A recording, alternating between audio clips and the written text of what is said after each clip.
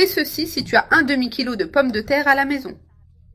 Je vais couper ici 3 pommes de terre. Ces 3 pommes de terre font un demi-kilo de pommes de terre. Je vais les couper comme ça, en rondelles épaisses. Et maintenant, je les coupe ainsi, en petits morceaux, pour qu'elles cuisent plus vite et aient la texture idéale.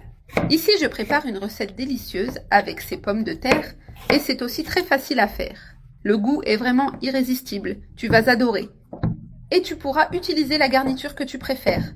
Je vais couper les 3 de la même manière, toutes pareilles. Je coupe ici mes pommes de terre avec soin, en morceaux réguliers.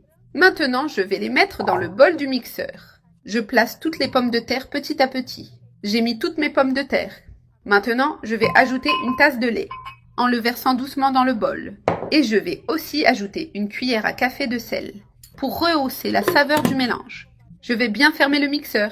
Une recette simple et polyvalente qui transforme des ingrédients du quotidien en une saveur surprenante. Et mixer jusqu'à ce qu'il ne reste plus de morceaux de pommes de terre. Je l'ai bien mixé, c'est bien lisse. Maintenant, je verse ce mélange dans un grand bol pour pouvoir bien mélanger les autres ingrédients. Ici, j'ajoute de la coriandre hachée, bien fraîche. Tu peux aussi mettre du persil si tu préfères.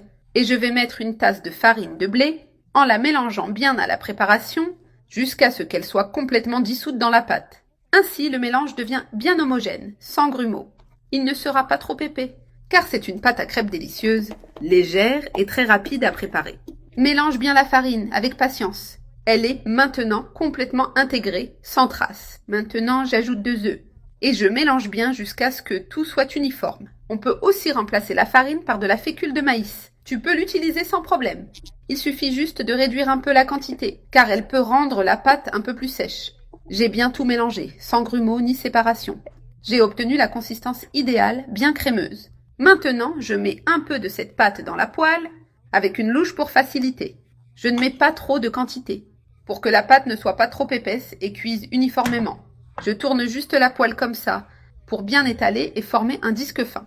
J'ai mis un peu d'huile dans la poêle pour que ça ne colle pas, mais tu peux aussi utiliser un peu de beurre. Je mets le couvercle et j'attends que la pâte cuise en dessous. Le dessous s'est déjà bien décollé. Maintenant, je le soulève avec une spatule. Ça ne se casse pas facilement. Maintenant, je mets un peu de fromage au centre, mais tu peux mettre la garniture que tu préfères. Ça peut être du poulet effiloché bien assaisonné, ou même de la viande hachée avec des légumes. J'ai mis une bonne quantité de fromage. Maintenant, il ne reste plus qu'à refermer la pâte. Et tu peux lui donner la forme que tu veux, comme tu veux. Tu peux la rouler, la plier comme ça. L'important, c'est que la garniture soit bien couverte. Le fromage a déjà complètement fondu dans la pâte.